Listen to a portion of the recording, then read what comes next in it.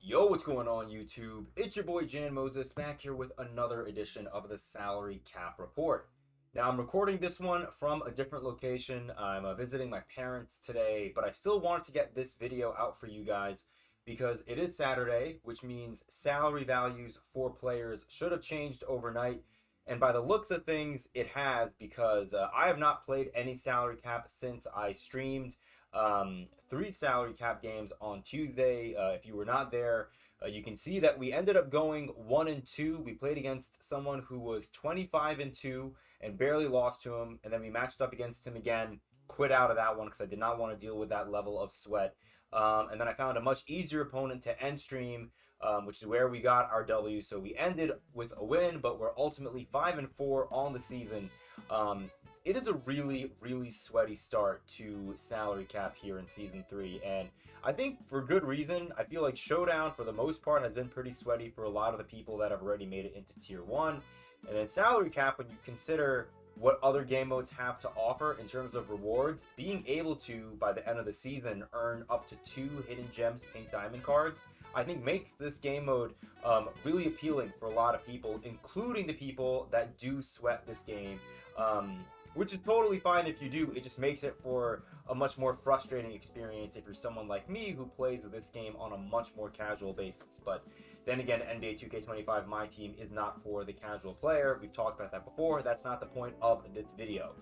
Let's get into what the point of this video is. I want to dive into my lineup and see what exactly has changed when it comes to the salary values. And immediately I see that Brandon Jennings has jumped up from 2,000 salary back up to 3,000 after I'd spent a good amount of the previous couple of salary cap report episodes, at least I believe, talking about how having him at 2,000 salary was really nice, especially in light of how all the NBA storylines players had gone up in salary. And it does look like, unfortunately, all of the NBA storyline player salary have stayed the same. They're all still maxed out based on whatever their respective tier is. Tumani Kamara is still at 1,200. Stephon Castle and Tristan Da Silva are still at 500, which is the highest for an Emerald. Does that mean Dyson Daniels is still at 5,000? Yes, it does, unfortunately. Why don't we take a quick look, a quick lay of the land, and see, was James Worthy at 2,500 last time? Because I feel like that's lower. I feel like he was at 5,000. That's kind of interesting, potentially. Sorry, hold on. I just got a text. I apologize. Hopefully that ding wasn't too loud into the microphone. Buddy Hield is down to 2,500. D'Angelo Russell is 2,500. I just don't know if I want to run a point guard who can't play defense all that well. If I want to do that, I'll just bring in Amethyst Jalen Brunson, who's going to be probably 1,200 still. Yeah, I mean, I feel like this salary cap update is going to be pretty similar to the one we had on Tuesday, where a lot of the cards are either at the same salary value or are going up.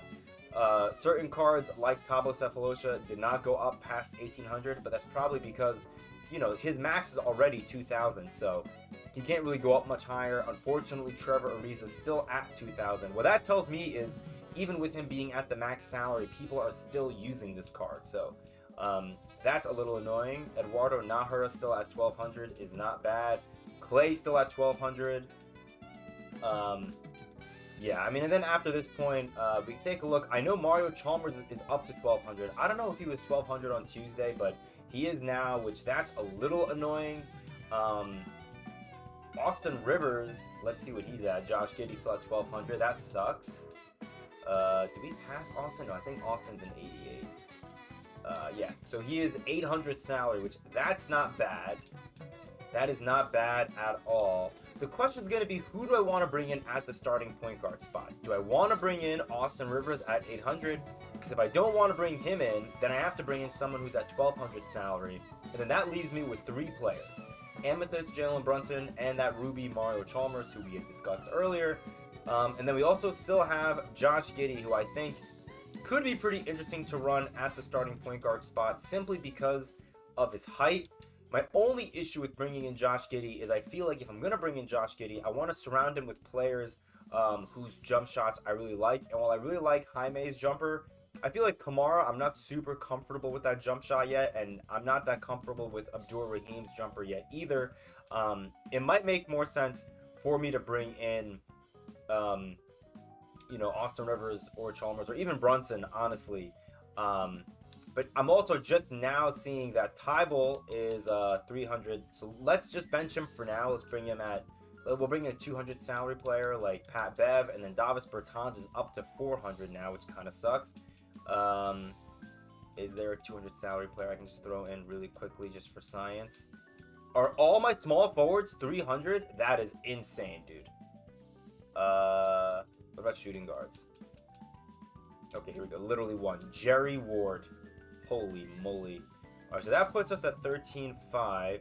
Sorry, 13,000 out of 13,500. Yeah, man. I mean, I feel like once again we're in this position where we really don't have like a lot of upgrades we can make. I think as of right now, because I'm not going to spend too much time doing this, because I do want to open up a few packs that I have in my unopened packs. I think for now, let's keep Josh Giddey here.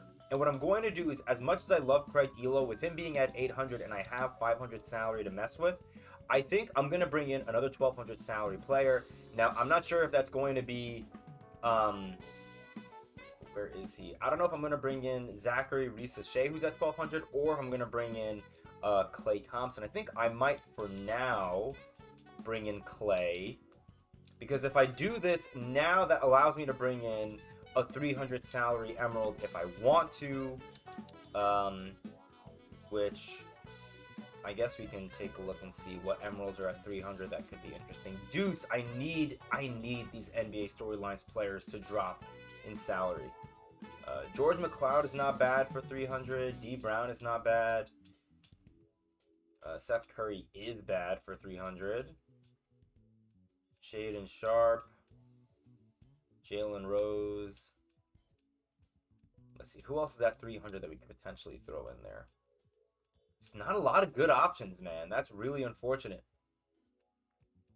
I mean, I guess we have to throw in Matisse Thybulle again. We'll bring him in place of Jerry Ward.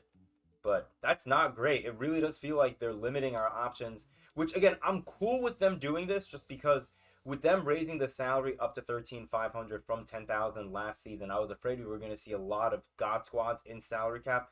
And we still might. I feel like right now with the salary being the way it is, the move, like the meta move is going to be to bring in a really dominant starting five and then just not worry about stamina. Because I played against people who have played like that. The opponent who is 25-2 played like that and I lost to him, so and that guy's now at least 27-2 because he beat me once and then I quit out against him the second time. So if he's not picked up the if he hasn't picked up salary cap again, he's 27-2, and that was working for him, which is really frustrating. So we're gonna leave it at that for now. This is our lineup now, but we'll see if we end up changing it. I still love Stephon Castle at point guard, and he is only 500 salary.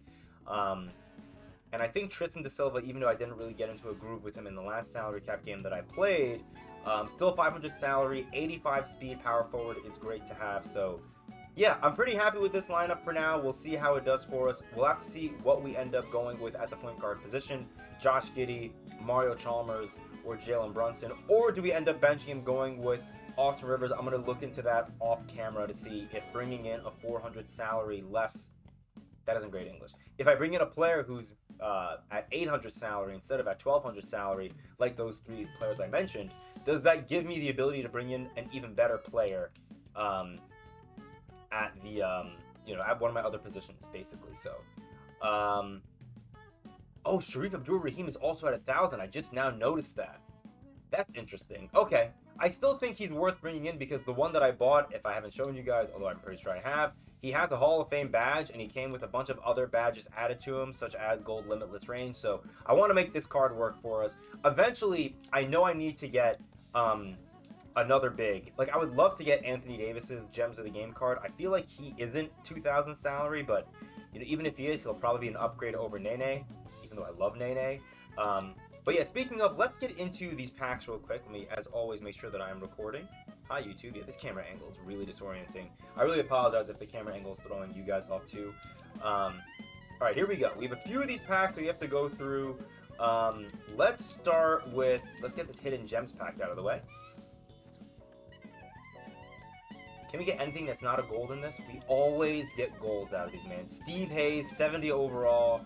Looks like a character that belongs in The Office or Parks and Rec. I don't need you on my basketball court, thank you. Let's go through these. I think we have 3 Abracadabra Deluxe packs. I would love to get Ruby Tim Hardaway Jr. as we get a Ruby.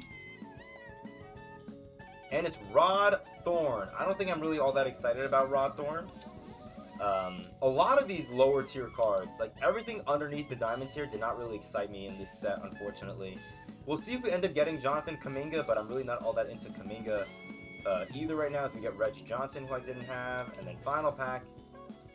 If we don't get Tim Hardaway Jr., I'm honestly okay with it. I didn't exactly love his time on the Knicks, and we're not going to get him, it looks like. We get Birdman. I'll take Birdman. Don't think Birdman can shoot, but Birdman's one of my favorite low tier cards to get in my team whenever he's in the game. So, all right, we have 3 final packs. We have these 2 87 plus overall options. I would love to see a Gems of the Game card that I could throw in there, and I would hate to get 3 Series 1 cards in each of these, but we'll have to see. Here we go. Number 1, give me a card I don't have, 2K. Yeah, we called it. We're gonna get 3 Series 1 cards. That is unfortunate. We'll take Kawhi Leonard.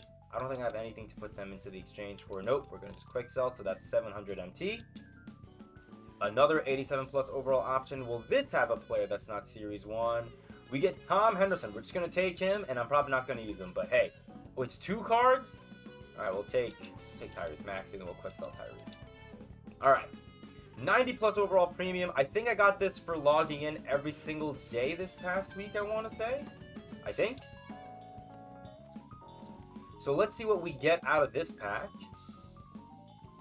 Again, I would love for this to be an amethyst that I don't have, and I would really like for this to be an amethyst I could potentially bring into salary cap.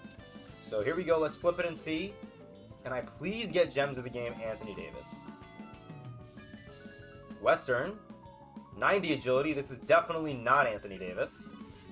Small forward from the Rockets. Is this? Who is this?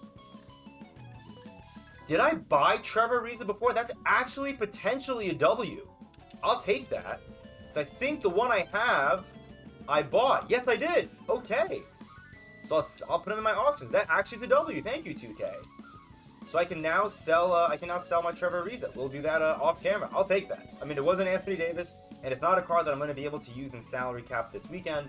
Which, by the way, speaking of, I'm going to try to do a stream tomorrow morning, if I can. And we'll play some salary cap then. I'm probably going to try to play some domination because I'm only level 5, not because of the double rep. I need XP because I feel like I'm very far behind. We have 33 days left. Even if I get 1 level a day, I'm not going to hit level 40 by the end of Season 3. So we have some work to do. But yeah, that's the video. Hope you guys enjoyed. As always, let me know down below who are some budget cards that you're finding are useful on your salary cap lineup. And I'm asking that because, you know, last season it was Jarvis Hayes. I feel like, is Jarvis Hayes still at 500? He's still at 500 salary. He was at 300 before. And as I mentioned before, every bit of salary counts. So him going from 300 up to 500 kind of sucks because I would rather bring in a Sapphire who's at 500 salary over him potentially. Or I'd rather bring in a guy like Tristan Da Silva who's the same salary but has more badges. So let me know if you have any budget beasts that you're throwing into your lineup. And again, when we talk about budget, I'm not necessarily talking about the price you paid for them in the auction house or the gem tier necessarily. I'm more so talking about what their salary value, is with respect to, you know, the salary floor and ceiling for that team. So, or that tier. So like again, Jarvis Hayes at 300, that's a budget beast. At 500, not so much. Austin Rivers at 800 versus 1200 for Mario Chalmers. That's another example. So let me know down below in the comments. Appreciate you guys. Best of luck. If you're still grinding out salary cap, I'm hoping that we can get that second and final Hidden Gems piece before next Friday because that's when round 2 starts. Appreciate you guys. Until next time, I'm out. Peace.